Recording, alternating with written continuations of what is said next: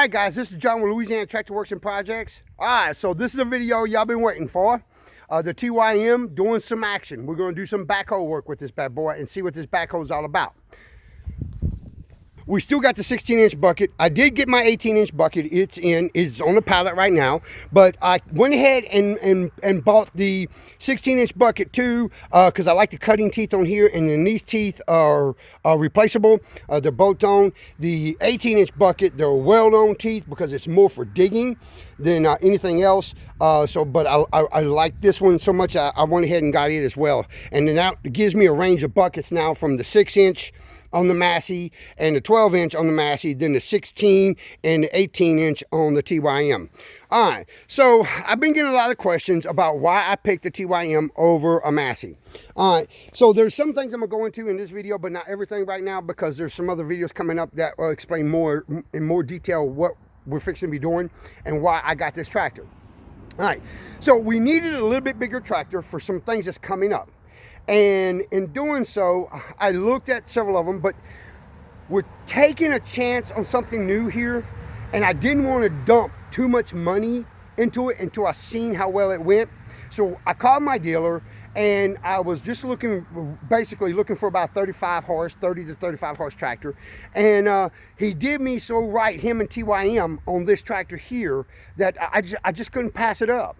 So I snatched it up, you know. And but you know, when I was looking through tractors and for the money, the options this tractor came with, like for instance, my dealer pointed out, you know, having the control up here, very smooth. The remote, the subframe for the backhoe, the very strong backhoe on this thing, you know, and the high seated. You know, there were some options on this tractor for the money, you know, that just, I mean, I liked. I came out and looked at it, and the way it runs and that, you know. But now, with all that said, I have not worked the tractor yet. This is going to be the first time the tractor gets worked since I've had it. And surprisingly, it's not going to be me that's working it. All right, the backhoe is going to be worked by somebody who's never been on a backhoe in their life, ever. I am going to walk them through it. So it's going to be my wife. And she is going to, for the first time, do some backhoe digging. And this is going to be really cool. This will be her first stump. Like I said, she's never worked a backhoe ever. Now, I do have the Massey out here. And the reason is because I got the root ripper on the Massey. And, you know, the cedar stumps are pretty shallow. So that's one good thing. But I don't know, they usually grow some fairly long roots. And I don't know how long it goes. And I got a septic system over here. And I got my house. So if the roots tend to get too long and start getting way up into my yard, I'm just going to take the root ripper, cut the roots off, just so that we can get just the stump itself out and minimize the yard damage, and make sure that I don't pull no roots in that out from underneath the foundation of my house, or that might be too close to my septic tank. So it is all set up over there as a backup. So that is another thing. I am not, and let me repeat this, I am not planning on getting rid of my Massey. Okay, what we're fixing to be doing, what we're looking into getting into, is going to require both tractors. It's going to require the Massey, but it also is going to require a bit bigger tractor. And that's why we started looking. And it's not nothing against Massey. It's just that it is a premium tractor with a premium price. And if I knew for sure that this was going to fly and this was going to work and everything was going to be great, I'd have snatched up a Massey. But you know, when you're taking a leap into something, you don't want to dive too far out until you see how shallow the water is. Because if you dive too far out and the water's shallow, well, you might break your neck. I don't want to break my neck.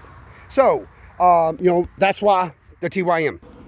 And for now, that's all I'm going to go into on this. But also, I want to let y'all know that we picked up a couple other items for this little thing here that we're going into. And I'm going to, in future videos, going to talk about some of that stuff as well. But anyway, let's get some busy and let's see what this TYM can do. All right, guys. So, yeah, let me get the wife out here.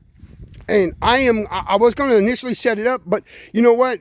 The best time to learn how to work a backhoe is the first time you work a backhoe. So I am going to let her set it up, set the bucket, set the outriggers, and learn how to do each part of it, and then go from there. All right, guys, so we got it on the tractor. So what I'm going to do is walk her through the whole setup. So go ahead and start it. Turn your key on. Wait until your yellow light goes off for your glow plugs. Okay, so we want to rev it up. This is your throttle. We want to rev it up to at least about 1,500 RPMs for now.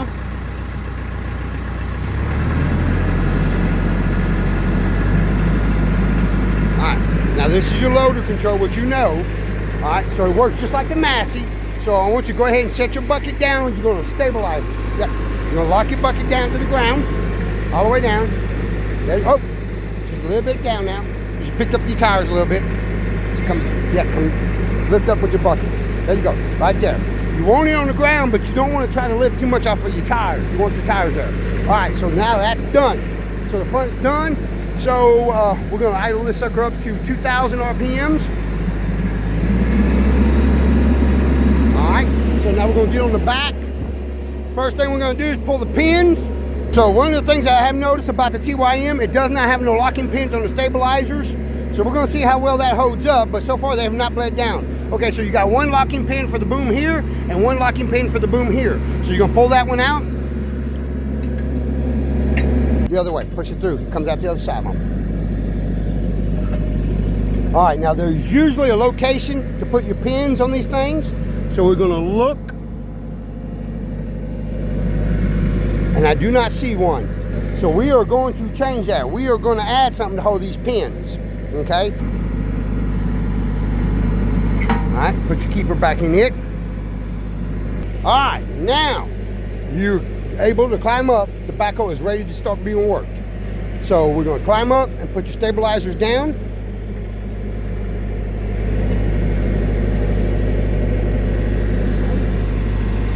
All right, so the two little controls right here are your stabilizers.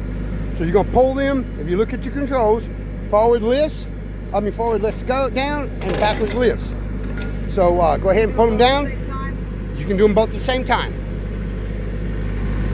Okay, as soon as they touch the ground, you don't want to pick up the tractor. You want to hit the ground.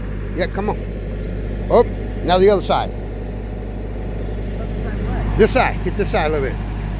Okay, you want to level it. You want to feel it level. So if it's tilted, you want to level it. Okay?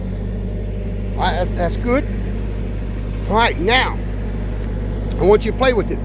This side to side is the curl of the bucket and the stick. This is boom up, boom down, and then swing. And that's it. So you got 2 levers, 4 controls. So we're going to walk through this real simple, real easy, okay?